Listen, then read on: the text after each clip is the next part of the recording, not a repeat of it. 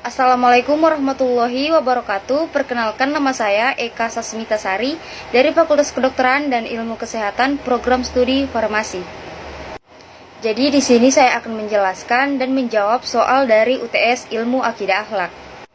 Yang pertama, saya akan menguraikan secara singkat sumber-sumber dari akidah Islam.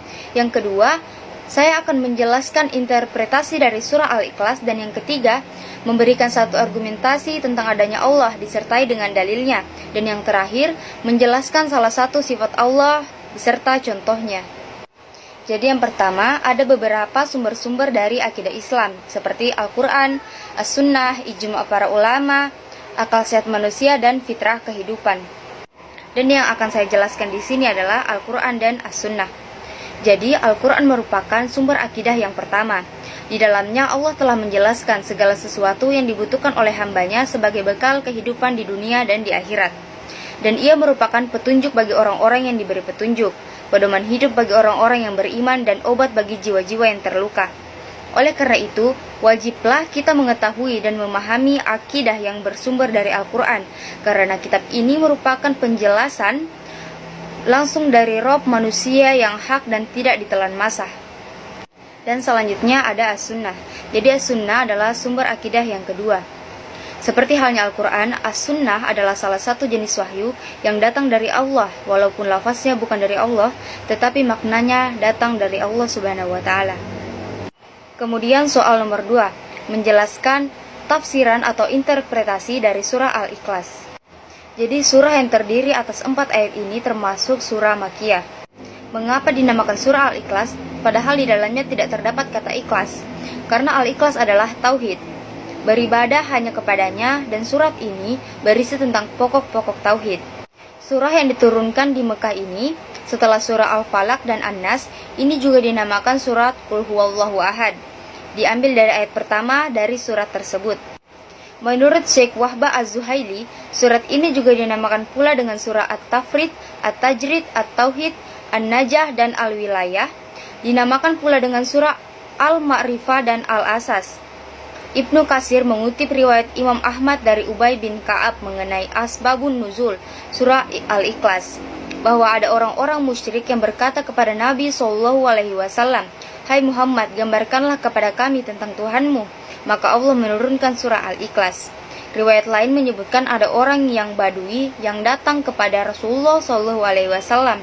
Ia bertanya, "Gambarkanlah kepada kami tentang Tuhanmu." Maka turunkanlah surah ini, yaitu surah Al-Ikhlas.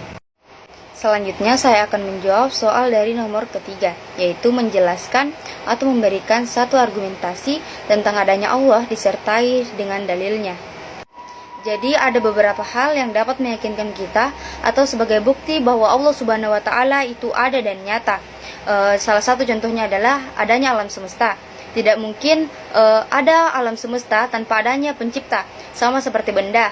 Tidak mungkin benda itu langsung tercipta utuh seperti itu tanpa adanya yang menciptakan.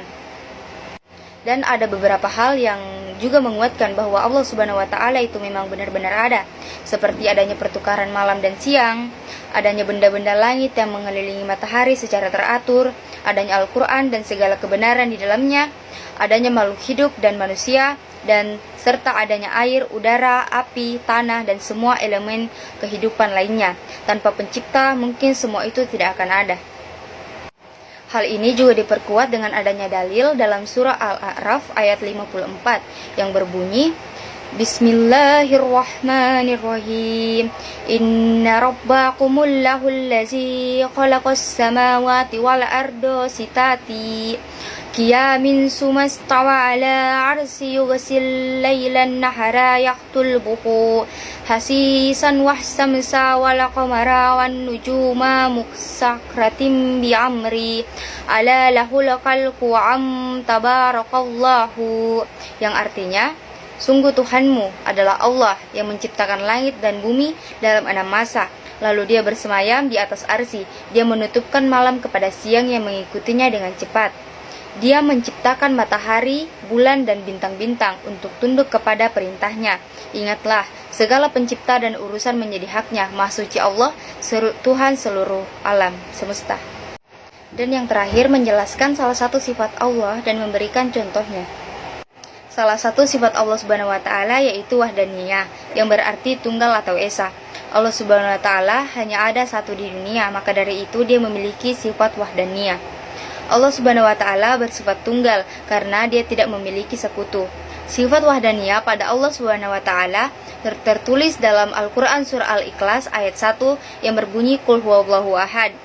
Artinya, katakanlah, dialah Allah yang Maha Esa. Quran surah Al-Ikhlas ayat 1. Sekian dari saya, Bu. Jika ada kekurangan dan kesalahan kata, mohon dimaafkan. Wassalamualaikum warahmatullahi wabarakatuh. Syukran, Ibu.